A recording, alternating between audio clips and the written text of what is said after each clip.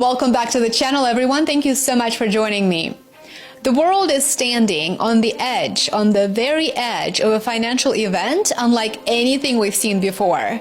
We need to discuss this. A currency crisis, global in scale, is looming, and it does not appear that it will be limited to just one or two struggling economies like before. We're talking about the largest, most powerful economies in the entire world being at risk. The warning signs are flashing red. 7 major countries, Canada, France, Italy, Japan, Spain, the United Kingdom, and the United States, are all now carrying government debt that exceeds the size of their entire economies. Oh, and by the way, these aren't developing nations. These are G7 countries. Together, they now form what some are already calling the D7. Never before in modern history have so many of the world's economic giants been so deep in debt, while interest rates have been so high. This is a combination with no precedent and no playbook.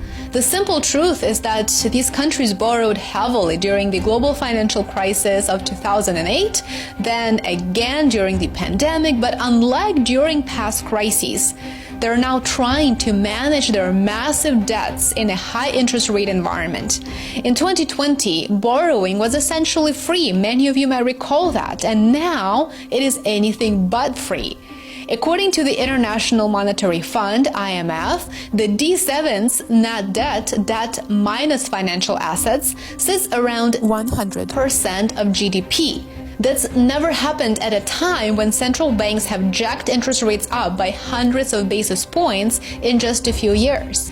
Borrowing has become dramatically more expensive, and it is creating a pressure cooker inside global credit markets. Investors are already growing uneasy, and cracks have started to form. The problem isn't just the size of the debt, it is how quickly the cost of that debt is rising, and that to me is the biggest issue here. Governments are rolling over trillions in existing bonds. Every time they do that, they're paying significantly more in interest. In the United States, yields on 30-year Treasury bonds are approaching 5%, thus pushing the U.S. Treasury to borrow more on the short term just to avoid locking in those brutal rates. And here's where things start